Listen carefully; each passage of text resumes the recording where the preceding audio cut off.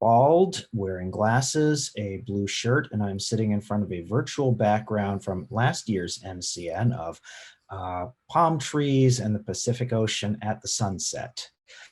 Um, I do want to say that I'm coming to you from today from Lenape-Hoking, the original territory of the Lenape Nation, the original inhabitants of this land, and I want to acknowledge the ancient and the ongoing relationship between the Lenape Nation and their territory. Unfortunately, our third presenter today, Ricardo Rodriguez, could not make it today. He was very disappointed. But we will be able to, if you have questions specifically for Ricardo, please put them in the chat and we will reach out to him and we'll try to get him to tweet answers out them, since, you know, something tells me everybody here is good with Twitter and the other social media. Just to summarize for a couple of minutes before we get started with the Q&A, our presentations, as Ricardo is the director of the Baseball Heritage Museum in Cleveland. It's a small institution focused obviously on baseball and the stories of baseball. Among his lessons were to focus on strategy, implementation, and the outcomes. A big focus of his presentation, as he likes to say with the baseball metaphors, don't ever be afraid to take a swing when you're out there with your social media. Try things out, see what works. So what he, one of the other points that he made is to make certain, and what he did was to ask visitors what they wanted, ask his users what they wanted, and try to meet visitor needs. People were missing baseball. They were missing the sense of community that came along with that. So he was trying to help the museum's social media provide that sense of community. He had a way for people to upload photos of themselves, probably from previous years, I'm guessing, at baseball games or engaged in baseball activities, to try to recreate that sense of community that was lost due to baseball being closed down until fairly late in the shutdown. He also talked about focusing on quality over quantity. Don't chase likes, and instead get quality content out there. And if you build it, people will like, as he said. My own presentation was about using the Johns Hopkins University Museum Studies Instagram account, both to get out information and to the community, to again provide the community with the content they were looking for based on what surveys had said. And people were looking for quick hits, light content. So we focused on that. We provided murals, we provided content for people to take a quick dive into. But also one thing that I was able to do with other social media accounts and the Johns Hopkins one was to provide health information, especially at the start of the pandemic, to say, you know, wash your hands, wear your mask. You'll see the wear your mask in my Twitter profile. That we as museums have a tremendous platform power, and this is a chance to use that to cut through all the disinformation, reinforce a message, even if it's not our core content area, to try to use our social media to get that content out, so that as a way of serving our communities. Stephanie? I'm Stephanie Brown. I'm a white woman of a certain age, and I am coming to you from the room where my daughter usually teaches 5th grade. So there are a lot of brightly colored signs behind me that have to do with 5th grade math principles. If things get quiet, then I'm going to move and we're going to talk about 5th grade math principles. So you all have to be engaged and stay on it, or we're going to talk about long division. So I want to see a lot of bright, happy faces out there. I am on the unceded ancestral lands of the Ohlone people, who are still very much present and very much active in the area where I live, which is the San Francisco Bay Area of California. In my part of our presentation, I talk about the work that I did with colleagues on the American Alliance of Museums Museum Studies Network on our Facebook page last spring. I focused on between about the middle of March and the middle of July, when I came into my role as co-chair with Sarah Chacon, my partner in crime from Johns Hopkins, um, when I came into that role as co-chair in 2018, one of the things that Sarah and I really wanted to do was create more of a community among museum studies programs around the country. Both Sarah and I are faculty and program coordinators. She's a program director in the Johns Hopkins Museum Studies program, Cultural Heritage program.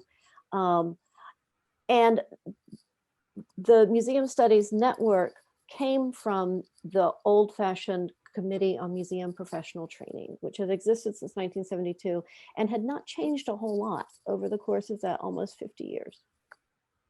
One of the things we did was we started a presence in social media, and that presence didn't really take off, in fact, until last spring, when once the shutdown happened, we realized that something that we could do for our community was be visible and be present. And so we used our Facebook page as a way of sharing helpful information. As Sean said, sharing, here's how you can help people who've been laid off. Here's how you can find an internship. Here's a resource for all the different things that museums are doing. And we just tried to become a kind of reliable, safe source for calm and helpful information. We tried to keep a sense of humor about it. We tried, insofar as anything has been funny in the last year, which it can be hard, but anything you can do to kind of lighten the load. And what we saw was that the number of our followers almost doubled in the course of the 3 or 4 months. And I think I'll stop there. And Sean, I think maybe we're ready for questions. I'm ready for questions. All right, let's go. Oh, and I see that there are going to be questions in chat. Jonathan, are you gonna, can you monitor chat for us? Thank you. Okay. All right. You do have a question in there, right? And do you want me to read the questions to you? You know what, Yeah. could you, because I actually can't focus on them. Sure, absolutely. So one that just came in here, this is from Kate Myers-Emery. She asks, I'm curious whether all of you are planning on maintaining your current approach and strategy when things go, quote, back to normal, or are you going to shift based on the response you've seen? Will this empathetic, more personal, more experimental, working with community partners be continued? That's great. Yeah. That's great. I would think that one of the things we were saying yesterday was why look back to recreating the before time that we've made in the presentation, like you said at the beginning of this presentation, about the pivot that we're not going to recreate go back to what was. That's over. This has worked. I think it's worked for the accounts that I work with. I think it's worked for Stephanie's. So I envision that we'll keep it. We will keep some aspects of this new, whatever it is that we're heading towards. Yeah, and so Sean and I, full disclosure, Sean and I worked together on the Johns Hopkins Instagram account and Facebook account, and we just work together. Yeah. And thank goodness. And he does it all volunteer, and you should all know that. That's how amazing he is. So I have a slightly different angle to take with that in terms of the Museum Studies Network. I was the only active administrator between March and July. And in the middle of July, when we had transitioned into a new chair, there was some new membership on the leadership team, and I said, "Hey, I need to be done now. I need to step away from this, and it's time for somebody else to take the reins of the Facebook account." And that is still something that's kind of in transition with the leadership team, and which is fine. but I think it kind of goes to points that we were hearing yesterday in terms of getting burned out. I think I stopped right before I was burned out, but I could definitely see burnout on the horizon. And it also goes to, you know, we are all figuring this out as we go along. And it's okay to do something and have that be successful, and then to do something else for a while. So I guess my response would be that we all have to get a lot, well, I certainly do have to get a lot more comfortable with having things be a little less perfect. That's great. Is there, I mean, to kind of maybe stretch that out a little bit, is there anything in particular, any specific approaches that you've taken that you think are definitely like, boy, I didn't think that this was going to be the thing that worked out, and it really strengthened our program, and this is now, I know that this is the way that it's going to be from here on in. Is there any specific approaches that either of you have taken in terms of how you've adjusted and how this is now the new norm for your program? Well, from some of the historic houses where I do some social media work,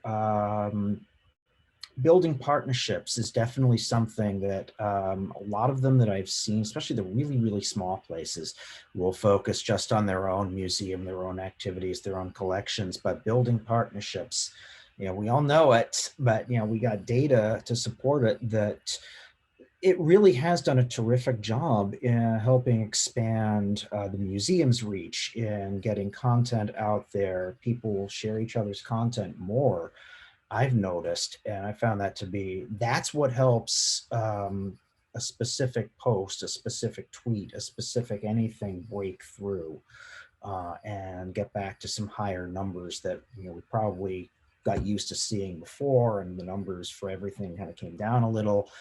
It's the partnerships, I think, that have been the most absolutely fruitful, and this really reinforced that to me. It was I knew it academically, you know, I tried it, but it's like to really see it in effect that much was really amazing. I think I have two thoughts around that. For Museum Studies Network, what we saw was that the community really did exist. I mean, we've all done enough social media to know that there's always a little part of you that thinks, well, I mean, are these just my imaginary friends, you know? But in fact, we found that people were tagging us, and people were saying, hey, can you post this on your page? And people were responding, and people were engaging. And it led to more engagement in other places. More engagement via email between, you know, there were faculty members writing to say, hey, I need somebody to teach this class. Do you know who might be able to teach this class?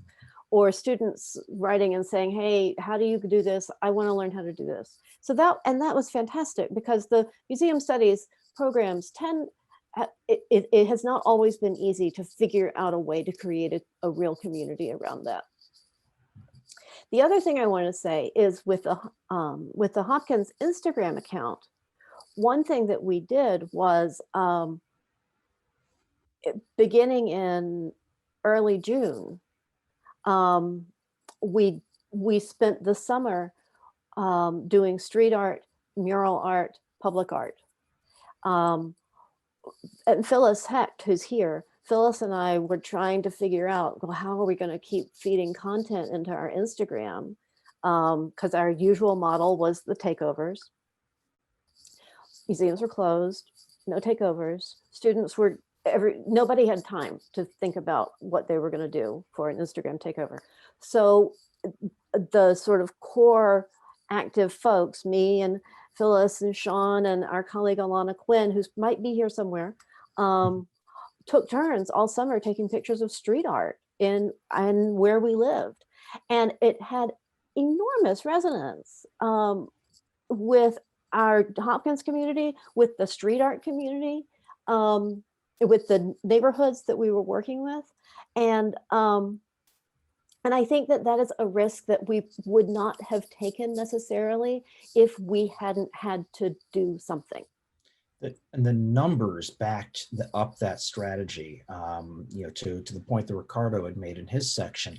That authenticity and that feeling of we're out there doing this stuff, the numbers really took off. I was continually surprised at just how responsive people were.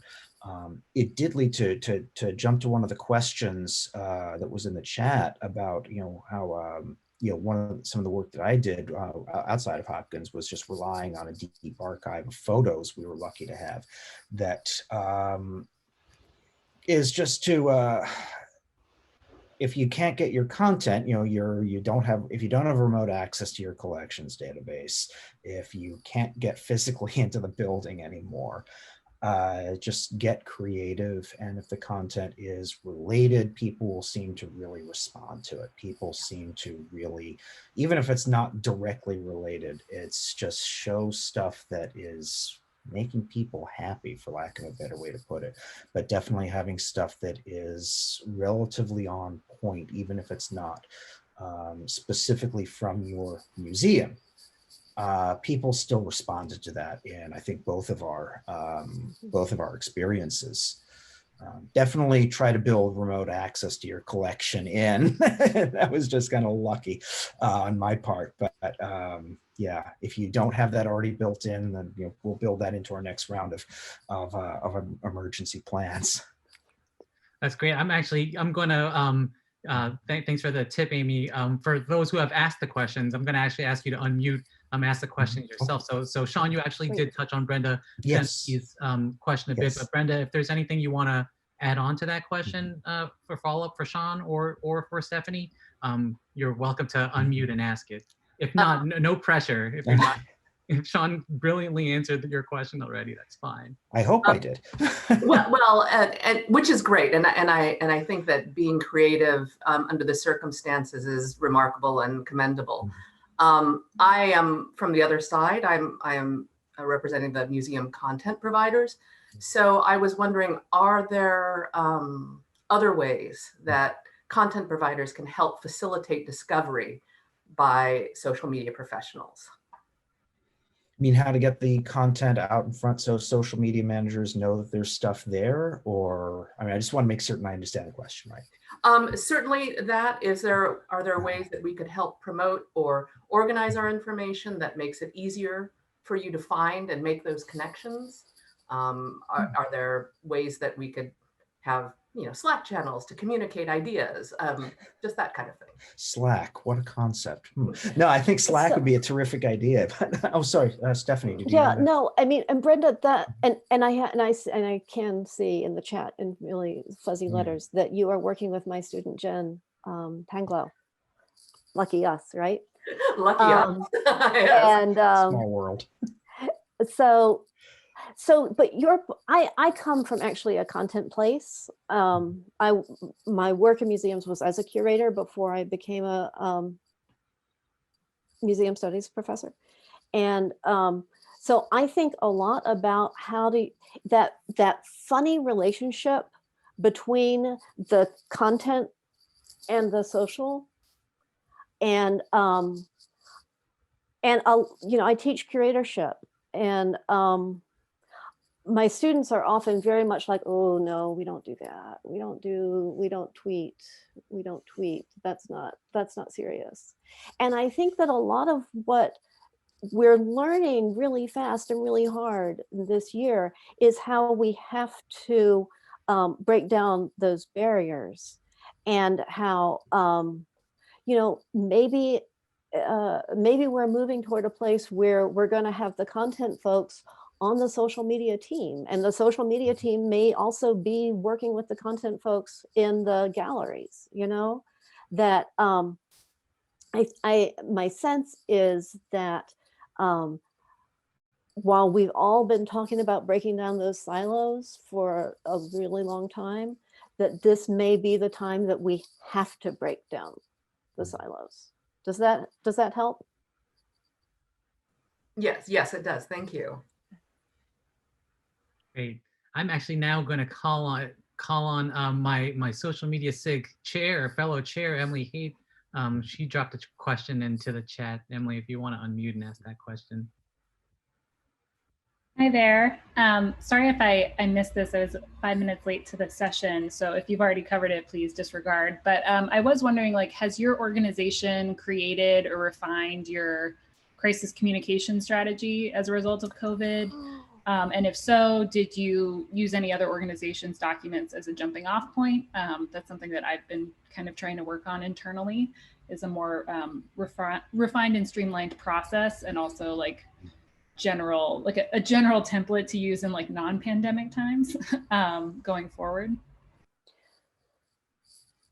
I haven't for myself. I haven't formally rewritten any processes or any or borrowed from any, but in my own mind, once things return to normal, I definitely do plan to say, okay, this is how we should include social media in it, and definitely want to do that. I think it's important to say this is something we should do. These are things that should be covered, with a general reminder to link to and point to trusted sources of information. And Stephanie, did you? Because the organizations that I do social media for are not, they are academic and professional instead of being a strictly museum. Nobody has to go. We don't have to worry about pipes bursting, right? Or about the power going out at the institution. Thank God somebody at Johns Hopkins is on it has a plan for that, and it would serve no one for me to be in charge of that. But the thing that I think we've found among the kind of social media teams is how important, this is our primary way of managing crises, right? The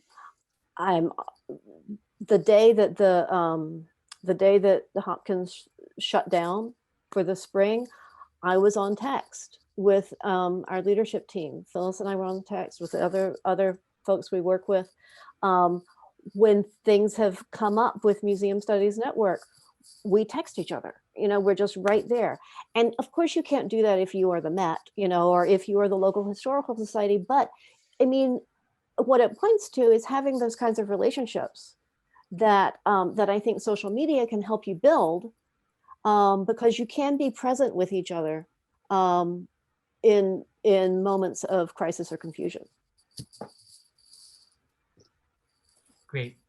Okay, we have 5 minutes and 2 questions. So let's see if we could power through both of these questions that we have in the chat. First, I'll call on Yayoi Teramoto, if you'd like to unmute and ask your question.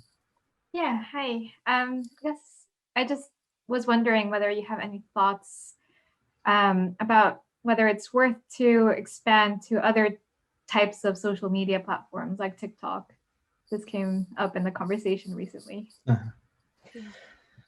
I was struggling to keep my head above water, just keeping the existing platforms going. So I'll be honest, I thought about looking at, and I specifically thought about looking at TikTok and saying, is this the time to go on TikTok? And I think that if I figure out that, yeah, we should be on TikTok, wait until we get some semblance of normality again. For me at least, this didn't feel like the time to be adding more variables to the mix. That's my own personal thought. And yeah, I would follow. Yeah, I would follow that. And it goes back to what I think folks were talking about yesterday, of take care of yourself. Yeah. You can't, and Sean talks about this in our presentation, you can't take care of anybody else if you're burned out. Great. So Brittany Nazario, we're going to ask you to take us home with that final question. Let's see if we can knock through this one. All right. Apologies in advance. My Wi-Fi is unstable, according to Zoom. My question is, do either of you have an opinion on how far out we should plan social posts? So should Instagram be more instant, or is it okay to plan out 3 months ahead? Well, it's funny because we actually do have our Instagram planned out until February. But one thing that we've learned from this is the calendar can't, it can and should be the first casualty of anything. At the beginning of the pandemic, we realized, okay, we've got content who, people are going to be doing live things for us in April, and that wasn't going to happen. So have a calendar, but don't be stuck to it. And just if you need to throw the calendar out, throw the calendar out. So that's Yeah, I mean, you do the best you can. You make a big plan, and then you toss it if you need to, Mhm. and then that has to be okay. I'm going to ask, just because before this session, I came in from the Tool Petting Zoo. Do you guys have a particular platform of choice that you use for your calendars in terms of your scheduling and your planning? Whether Yeah. you're throwing things out or not? We don't, I mean, and we talk about it pretty regularly. We talk about, oh, do we need to do something? We need to have Hootsuite, or do we need to have something else? Mhm. And we use Google Sheets Even the I- basics. and email.